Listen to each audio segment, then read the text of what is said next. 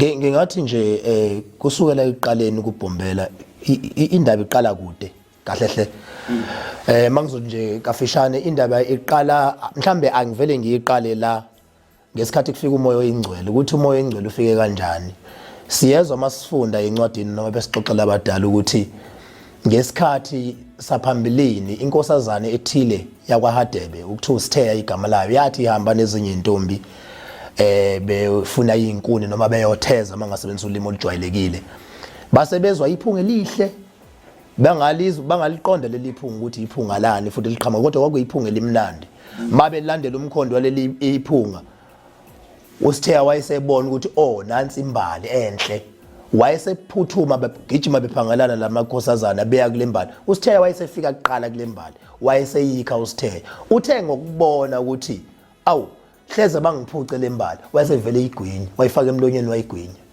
from that day kwase kuba nezwe likhulumayo kuyena ukuthi lokho kugwinyile bekungeyona imbali kepha bekuumoya oyingcwele wena uzozala umprofeti ozosindisa isizwe sala eAfrika yaqala kanjalo ke indaba kaSitheya lokhu ukukhuluma lelizwi until kuze kube ukuthi ke usehlangana noMayekisa uyise kaBhombela kodwa uhlangana kanjani noMayekisa kusuke unhliziyo umkhulu kaBhombela waya kaHadebe wayokhuluma noyise kaSitheya ukuthi lo mntwana wakho ngifuna yogana kuthiwa ayiphethe amatshe wafika wabala amatshe inkomo lawo matshe ay represent inkomo wafika wabala amatshe wathi ngizocela ingane yakho ukuthi iyovusa umuzi lapha ya igana uMayekisa wagana kanjalo uSitheya kaShembe wagana uMayekisa okuyena uzala uBhombela yayisiqhamuka kanjalo ke indaba uBhombela ezalwe engeyona njalo ingane yokuqala uBhombela kabanga ingane yokuqala kaMayekisa noSitheya mangaphazami cishe waba ingane yesihlanu yayisivela lapho ke indaba kaBhombela mhlawumbe kwamanje ngake ngime lapho endabeni kaBhombela sisazobuye siqhubeke baba indaba kaBhombela ngiyayithanda kakhulu kodwa manje uma ngithola ngibona ukuthi baba uyasincisha kancane ngifuna nje mhlambe baba engazi ukuthi njengoba amakhosi ufaya ushanje isimanga esingasazi okay ngani uzwazi nesingasazi ushanje isimanga 1 Bhombela 2 Nkosi ilanga 3 mhlambe ezimanga ezisihlamba cishe zirelate yabo zifane ukuze sikwazi ukuthola ngempela siyazi kuba sila ola mhlambe umbukele ekhaya ukakhulaza abantu abangasiyo kule abangekho kule nkonziko mhlambe adide ukuthi abantu bathi ushembe sithina kadafa kwenzakalani manje baphinde bathi kanti abo mhlamba manje uthi ukuveza leso sithombe singakayi phambili mhlamba ngibeke kanje ukuze izoba lula uBhombela akavelanga nje uzathi zibekwa nje waqala wayesethi uyayithatha lendlela uJehova ayemthuma ukuthi ayithathe kuthatha isikhathi naye zabalaza ngoba phela wayemuntu wayenama commitments akhe wayiganiwe namakhosikazi awu4 efuyile enomndini so kwakungelula ukuthi angavela ashiye umuzi avela ahamba endaweni angayazi ngoba kwakuthiwa akasuka eNtabazo la ekhona aye enhlangakazi koNdwedwe uyacabanga ukusuka eHarrismith uyeNdwedwe indawo ongayazi uyakubantu ongabazi it wasn't easy so kwathatha isikhathi ukuthi avume nokwagcina ngokuthi azagcina sefelwa izingane uBhombela ezazikhona ngaleso sikhathi ngoba uNkulunkulu emphoqa ukuthi akenze lento ayifunayo nokugcineka ayithatha ngiyala indabeni ukuthi before uBhombela ayithathe lendlela ukuthi useza la ezantsi kuthiwa kukhona la afa khona uBhombela insuku ezintathu washaya umbani wezulu wafa insuku ezintathu uBhombela mayexoxa indaba uthi lezi insuku ezintathu efile ilapho afika khona ezulwini wafundisa iBhayibheli wayengalazi wangaza libona uBhombela ngoba asikho isikole uBhombela wakafunda kusona ayikho ivarsity uBhombela wakafunda kuyona wayengayanga nhlobo esikoleni ufika iBhayibheli walifunda kulo 3 days engale wafundiswa iBhayibheli kusuka iqaleni kuGenesis kuze kuyofika kwiSambulo wafike futhi wakhonjiswa amakhosi ayi2 okuthiwa iwona azophatha ibandla emva kwakhe okwakuyinkosi ilanga nenkosi inyanga yezulu but mayesho uthi kwenziwa kwacaca ukuthi lamakhosi awezikwehla emkhathini kuzofanele afike ngawo wazale wena lamakhosi ayi2 kuze kuthiwa inkosi ilanga mayifika ngelanga yozalwa ngayo kofanele ayithathe same time ayoyibhabhadisa inkosi ilanga and uBhombela did exactly that umntwana omncane yes what nje belethwa nje kuqeda ukunqunywa inkaba wayithathe kugebela naye ehashini wahamba waye inkosi ilanga ithi mayixoxa lento uthi kwakusebusika ngesikhathi yona izalo ithi uBhombela wayithatha wagibela naye ehashini wahamba wathi mayifika ezibeni wafika wathola iziba sineqhwa kwaphoqeleka ukuthi aqala ashaya iqhwa kuqala uvuleka indawo yamanzi amcwilisa ithi mayixoxa inkosi ilanga lento ithi wamcwilisa emanzini ithi inkosi ilanga ngavele ngayithulela nje uthi waphinde wangicwilisa okwesibili uthi ngayithulela ibisithi ngakubona ukwethuka kubaba ukuthi awusethukile usengase angangiphindi angicwilisa okwesithathu uthi ngase ngikhala wayese relaxa lapho waphinde wangicwilisa okwesithathu uthi phela ubaba wayengazi ukuthi ubhabhathisa umuntu omdala wayesekhohle ukuthi ubhabhathisa umuntu omdala abhabhathisa ingane so that tells you ukuthi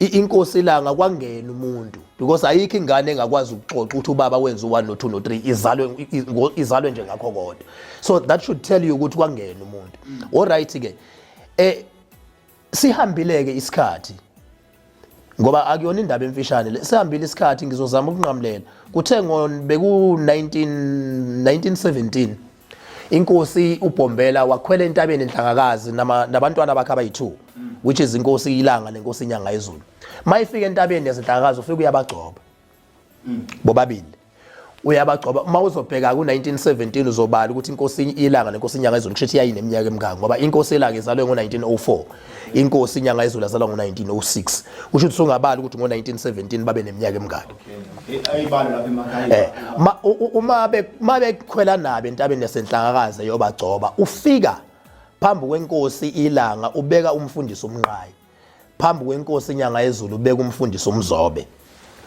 uyabagcoba abantwana bakhe sekuthi amatshe okwakufanele bawathwale sebewathwalela abefundisi ngoba bona babe sebancane bangathwala amatshe itshe lenkosi ilanga lathwala umfundisi ngubane uPhilip uSiphongo kaNkomnophondo bese kuthi ngimazi ngoba wakithi wayekhona kwenzeka lento lezi zinto lezi ezinye zazithi esixoxelo obaba beyixoxelwe yibona omkhulu ababekhona kwenzeka lento hayi inzobe ababekhona kwenzeka lento inkosi inyanga yezulu elayitshe lathwala umfundisi unene behla ke entabeni ithi inkosi mayibafihla uBhombela ithi emva kwami ibandla liyophathwa befundisi belekelelwa yilabantwana uma behluleka befundisi labantwana sebewuthatha umsebenzi kanti bazohluleka ngempela befundisi siyazi sonke ukuthi umfundisi umnqayi wagcina ehlubuka waqambela akhe ibandla nomfundisi umzobe bahamba la yasala ke inkosi ilanga yawuphatha umsebenzi iwuphethe ngokubambisana emva kokukhothama kaBhombela iwuphethe ngokubambisana nenkosi inyanga yezulu nokuthe inkosi inyanga yezulu inkosi ilanga mayisikhothama yaqhubeka inkosi inyanga yezulu mhlamba ake ngihlehle ngike la ekutheni sibona ngani ukuthi lo moya owawuBhombela iwona lo besenkosini ilanga yiwo futhi obukwinyanga yezulu la kuthi manje osenkosini uNyazi sikubona kanje uNkulunkulu uyayihola uNkulunkulu akaholwa umuntu ngikusho kanjani ke lokho asilehle siye kuBhombela uBhombela ngesikhathi esekhotheme uBhombela ube nayo indodana yakhe endala umkhulu Stanela uyena wayinkosana emdala kodwa uBhombela eseyotshalwa isidumbu sakhe asiholwanga uStanela saholwa inkosi ilanga why ingoba uNkulunkulu uyazihola akaholwa umuntu kwakufanele isidumbu sika Bhombela siholwe inkosi ilanga ngoba inkosi ilanga iyona eyizothatha isihlalo ngokunjalo nenkosi ilanga isikhotheme inkosi ilanga yayinamadodana amaningi kakhulu kodwa inkosi ilanga isikhotheme isidumbu sayo asiholwanga uNkanyezi okuyena emdala ubhuti uNkanyezi kodwa saholwa inkosi inyanga yezulu lelo foto kunale ekhana manje inkosi inyanga yezulu eyayihola isidumbu senkosi ilanga why because uNkulunkulu uyazihola uNkulunkulu akaholwa umuntu nenkosi uThingo inkosi inyanga yezulu isikhotheme 1995 I was there eBhleni isidumbu senkosi inyanga yezulu saholwa uThingo njengoba nesidumbu soThingo siholwe inkosi uNyazi iqala lapho nje indaba bese sibisiya ekutheni ngikutshelile ukuthi inkosi inyanga yezulu nenkosi ilanga bagcotshwa enhlangakazi ngo1917 ngikutshelile lokho asizelana ke enkosini uThingo inkosi uThingo abantu abaningi baqhamuke igama lenkosi uThingo selimenyezelwa kuzotshalwa inkosi inyanga yezulu kodwa inkosi uThingo ayiqokwanga inyanga yezulu ukuthi ihola ibandla yaqokwa uBhombela isesesiswini kunina amazwi kaBhombela sekuvela ukuthi ukaMagwaza unina woThingo ukaMagwaza usithwele amazwi okuqala kaBhombela mayethola ukuthi kanti ukaMagwaza ukhulelwe nje kanti ukhuleliswe inyanga yezulu uthi amazwi akhe baphuma ubukhosi endlini kaMangwenya bangena endlini kaMasigasa. Inkosi inyanga yezulu eza lo Masigasa unina wayo, inkosi ilake zalo Mangwenya. Uthi baphuma ubukhosi endlini kaMangwenya bangena endlini kaMasigasa. That should tell you something ngaleyo nto. Usesesiswini uThingo kodwa sekushiwa amazwi nje, khuluma amazwi nje. Okay, lazalwa uThingo 1933, lazalwa uThingo. Ngo-1934 umhlangano usuka ePhakameni uya eNhlangakazi. Uthi mawususe intuthwaneni uthi uBhombela hawu sesenza iphutha. Sahamba singambikelile umnikazi womhlangano. Usethumela ukuthi akulethe umntwana kuyena, useliyalethwa uThingo kuye. Usiyadlalisa uThingo ukhuluma inkulumo engezwakali. Ekugcineni usethi ningambona emfishane engaka nje. Mude waze wayoshaya ezulwini. Amadoda ayekhona ngaleso sikhathi ahlubuka athi niyamuzwa lo muntu uthini. Kusho lo muntu akulona ibandla likaNkulunkulu lelalikhandayo, ibandla likaNkulunkulu lelalikhandayo, ukhanda ifa lezingane zakhe. Bahlubuka.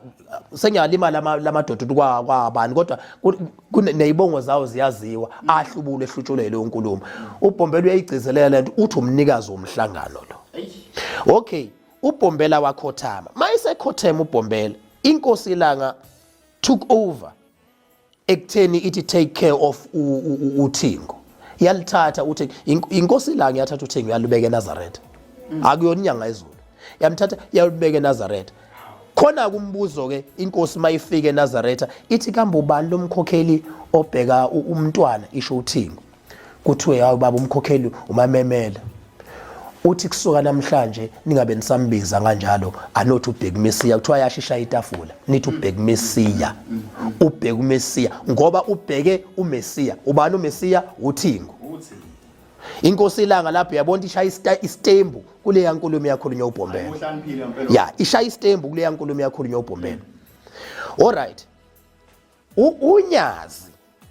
Unyazi ke luzelwe.